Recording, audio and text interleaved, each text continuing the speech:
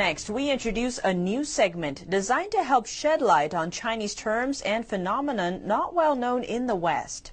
Today's topic, Tibet, and how under the guise of democratic reform, the Chinese Communist Party has a history of imposing its will on the region. The Dalai Lama, Tibetan spiritual leader, has lived in exile for more than half a century.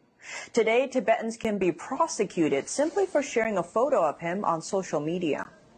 Beijing formally announced the ban in 1996, publishing a notice in newspaper Tibet Daily. The Chinese Communist Party, or CCP, declared all photos of the Dalai Lama, as well as other religious artifacts, were forbidden.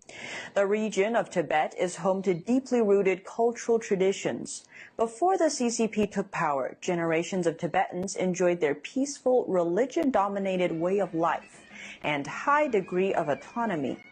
According to their belief system, the Dalai Lama is the incarnation of Buddha or God. Forcing a Tibetan Buddhist to denounce the Dalai Lama would be equivalent to forcing a devoted Christian to condemn Jesus Christ. Yet that's only one of the many ways Beijing represses their traditional culture. In 1950, 1 year after the Communist Party seized control of China, the Chinese military, called the People's Liberation Army, or PLA, began attacking Tibet. Aiming to take over the region, the PLA easily defeated the poorly equipped Tibetan army. A year after that, in 1951, Tibetans were forced to sign a 17-point agreement. In it, the party promised to uphold Tibet's autonomy. But as Chinese military power grew in the region, Tibetans found it harder to maintain their way of life. Soon after, Tibetans founded the Tibetan People's Conference, or TPC, in hopes of making Tibetans' voices heard. The group also sought dialogue with the PLA and urged Beijing to respect their agreement over Tibetans' autonomy. Soon after, Beijing threatened the Dalai Lama and the Tibetan people with extremely negative consequences if the group didn't disband. The TPC later dissolved under the pressure. Its leaders were imprisoned, where some died. Beijing continued to push its intrusive domination and its so-called democratic reform across Tibet. Something made easier by building two major roads through the region. They were used to transport supplies directly to the PLA station there and push the Tibetan resistance to a breaking point. The CCP's so-called reform divided Tibetans into social classes and encouraged the poor to hate and steal from the rich. A party official once explained that the regime aims to destroy the relations between the influential figures and the masses of Tibetans. Resentment over the CCP's rule grew increasingly stronger as time went on. As the situation worsened and as more Tibetans fought back, the PLA began to regularly send in the army to slaughter what they called rebel bandits. On March 29, 1956, the PLA aimed the bombers at the Litang Temple, one of the largest in Tibet, and completely destroyed it. More than 2,000 Tibetans were killed in the attack. 2 years later, in May of 1958, some 7,500 fleeing Tibetans arrived at an area alongside the Yellow River, hoping for a peaceful life across the water. But little did they know, a brutal slaughter was waiting for them.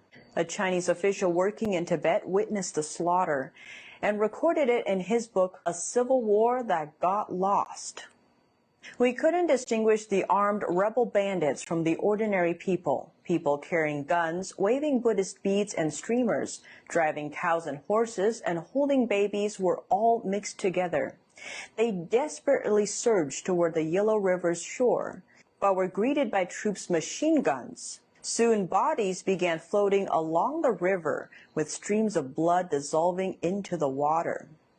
Another tragic war took place near a mountain stream in Qinghai Province, a major province on the Tibetan Plateau. Li Jianling, an independent scholar who specializes in Tibetan history, estimates that the PLA dispatched bombers and around 9,000 soldiers to slaughter Tibetans. After the attack, the troops didn't even bother to clean up the battlefield and left the dead bodies there to rot. The wars and subsequent famine killed nearly half of the Tibetan population. Since late 1950, the CCP has been arresting Tibetan men between the ages of 18 to 60 in some areas in order to avoid unrest or organized rebellion. According to a 1962 state media internal reference, some regions where the Tibetans reside have a ratio of young men to women at more than 1 to 7, and in some places more than 1 to 10.